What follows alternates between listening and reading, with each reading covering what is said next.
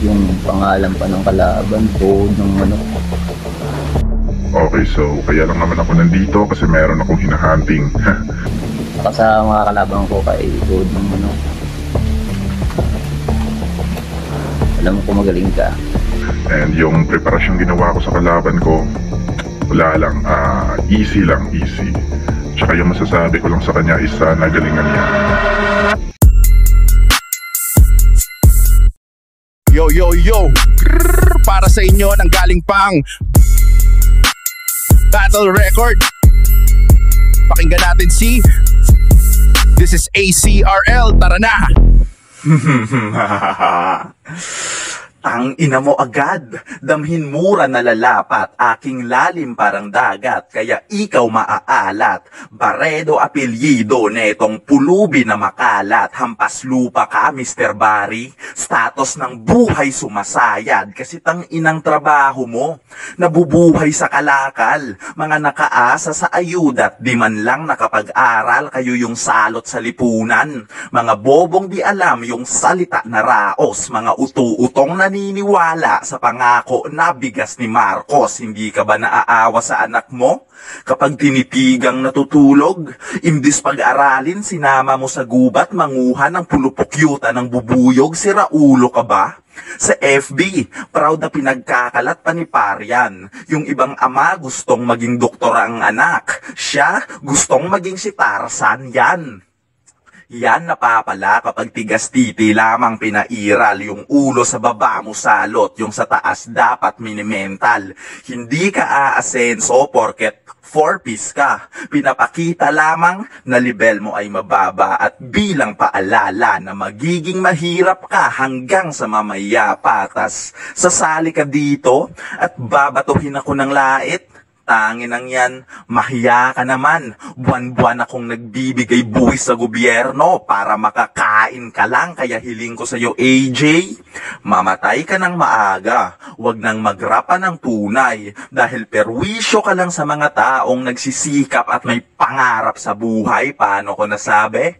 Isipin mo, lahat kami rito nagtatrabaho para buhay bumuti, tas kakaltas pa gobyerno sa sweldo para ayuda sa kagaya mong pulubi. Isipin mo kung gaano ka kawalang silbi at salot, kaya wag ka na diyang pabida. Pati kami nadadamay sa kahirapan ng buwisit mong pamilya. Isipin mo, kahit anak mo, di niya gugustuhin maging kagaya ama niya, na sa tunay laglag, mga di pa nakatikim ng masasarap pagkat kinakaya lang sa buhay pag pagkadiri ka. Walang silbi na tatay, sarap ituring lang bilang gago, naaatim ipasubo sa pamilya pagkaing linawayan ng ibang tao imbes magsikap. Heto, lumalaban sa mga napiling tugma kahit di magawang manalo sa estado ng pagiging dukha, mahiya ka. Etong laban natin, ginawa tiyong bilang dalit ipang tula. Ironic na ako yung tuhod ng manok pero ikaw tong isang kahig, isang tuka. Pero teka, baka magreklamo judges na isang angle ang ginamit at ang pagbuod di pa technical. Nako, ganun talaga pagkat bukod sa pagiging mahirap wala ng espesyal sa'yo. Kaya kung akala nyong kaya niya na ako, sa ungas lang hulmato. Masakit katotohanan, takip na lang sa tenga pagkat di mo kayang takpan yung butas na bulsa mo, bitch. Yo, yo, yo! Para sa inyo, nanggaling pang Battle Record. Pakinggan natin si This is ACRL, tara na! Pasensya na G kung ngayon ko lang nagawa to. Nagsinungaling ako sa iyo, yung sulat ko nakaraan malapit ang makumpleto. Paano ba naman kasi tuhod ng manok?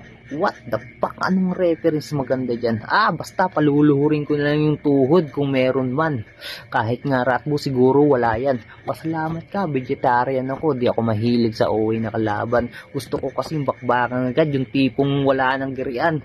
para kasing binabay, di matukoy kung anong kasarian. Siguro Bisaya tong sabongero na ayaw magpagalaw ng asawa niya, kaya sa manok niya dumiretso. Sige, sagad mo pa, yung kamamanok mo, yung bulkan, hinaantay ka na. Baka ka naman sabihin mo, bara ko walang kwenta, kamusta naman sa pangalan mo, kahit nga sa palengke walang tuhod na binibenta.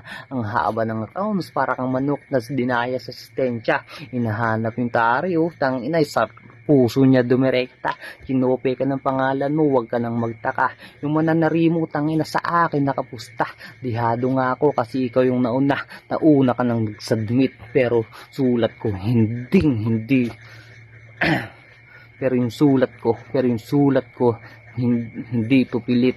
Natural na sa akin yung malakobra kong umispit. Time.